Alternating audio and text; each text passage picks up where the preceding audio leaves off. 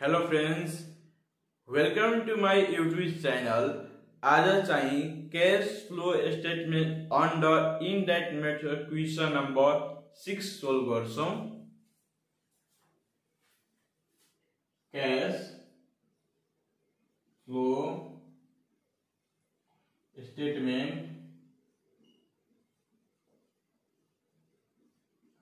Under indirect method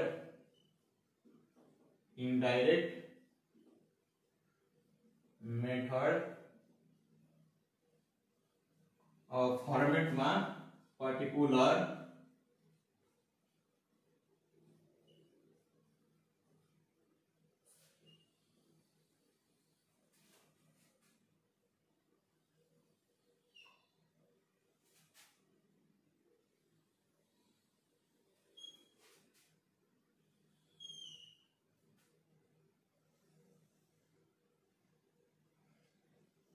amount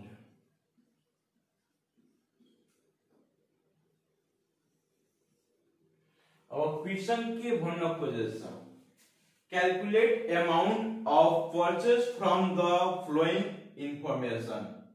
Cost of goods sold 8,60,000, beginning inventories 25,000 and ending inventories. अब तपाई यसले कसरी बुझ्नुहुन्छ?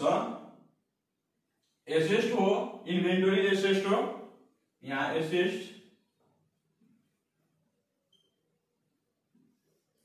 First year, beginning लाई first year मान्नु होला, एन्डिङ लाई सेकेन्ड इयर। ठीक छ?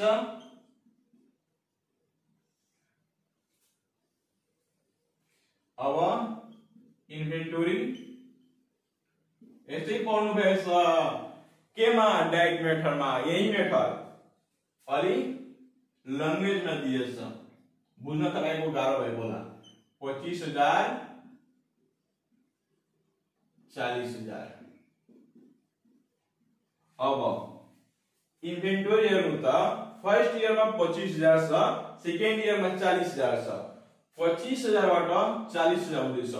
यहाँ इंक्रीज हुँदैछ, सेकेन्ड इयरमा इंक्रीज हुन्छ। कतिले? त 40,000 बाट 25,000 घटाउनु कति आउँछ? 15,000। ठीक छ? अब इंक्रीज हुन्छ, तपाई के गर्नुहुन्छ? लेस गर्नुहुन्छ। इंक्रीज इन इन्भेन्टोरीज तपाई लेस गर्नुहुन्छ। कस्ट अफ गुड्स सोल्ड दिएछ, त्यो पनि तपाई लेस नै गर्नुहुन्छ। अब अपरेटिङ एक्टिभिटीज मा रहेको आइटमहरु अलिअलि जुन्द्रा चाहिँ याद आउँछ। कस्ट अफ गुड्स सोल्ड हो कि होइन? Second number. अब यहाँ लेख्छु, तपाई बुझिहाल्नुहुन्छ। क्याश फ्लो फ्रम ऑपरेटिंग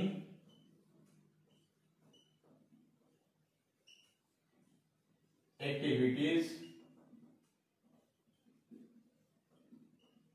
अब cash flow from operating activities मा तपाई के लेख्नुहुन्छ? कैश पे टू के? Cash pay to supplier, cash pay to employees होइन, या कैश कलेक्सन फ्रम कस्टमर होइन, कैश पे टू सप्लायर को आइटम्सहरु हो। बुझ्नुभयो? बुझ्नुभयो? फर्मेट याद गर्नु होला, बुझ्नुभयो छैन त? के लेख्नुहुन्छ? Cash paid to supplier। Cash pay to supplier में के दिएछ? Cost of goods sold. अब डाइरेक्ट मेथड होस् या इनडाइरेक्ट मेथड होस्, माइनस नै गर्नु होला। ठीक छ? कति छ? 8,60,000 माइनस मा। अब इन्भेन्टोरीज के हुँदै थियो? इंक्रीज हुँदै थियो। कतिले? 15,000 ले। अब इंक्रीज हुन्छ, के गर्नुहुन्छ? माइनस, प्लस नगर्नु होला। बुझ्नुभयो? यहाँ लेख्नु इंक्रीज इन इन्भेन्टोरी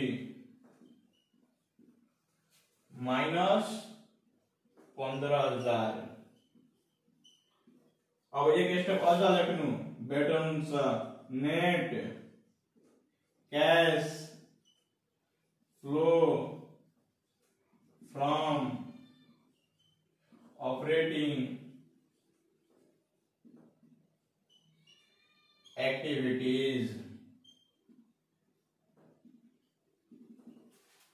अब क्याल्कुलेसन गर्नु त कति हुन्छ 8,60,000 माइनसमा 15,000 माइनसमा जोड्नु हुन्छ कति हुन्छ माइनसमा 8,75,000।